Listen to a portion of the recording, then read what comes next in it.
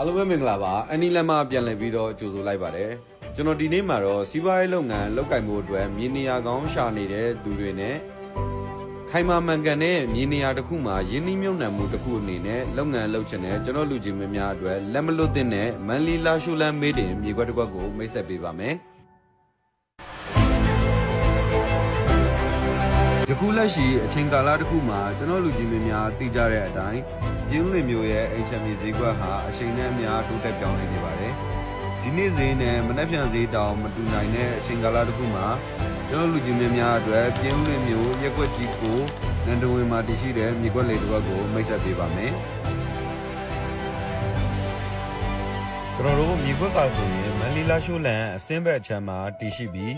စာတင်ကျောင်းနယ်ရေဦးစီဆိုင်ကြားမှာရှိပါတယ်။မြေကျယ်ဝန်းရာ44 100နဲ့မှ8ပေရှိပြီး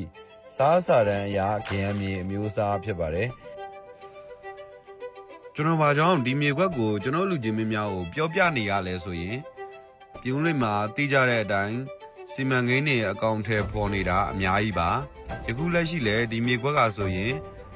လေရင်ကွင်းနဲ့အနီးနားမှာတည်ရှိတဲ့မန်လေးလာရှူလန်မေးတင်ဖြစ်သည့်အာတာလီအလျောက်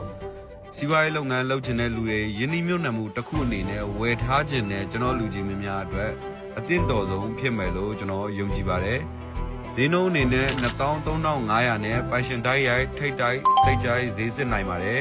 ။အားလုံးကိုကျေးဇူးတင်ပါတယ်။တာလပရဲ့နေ့လေးတစ်နေ့ကိုပိုင်ဆိုင်ကြပါစေ။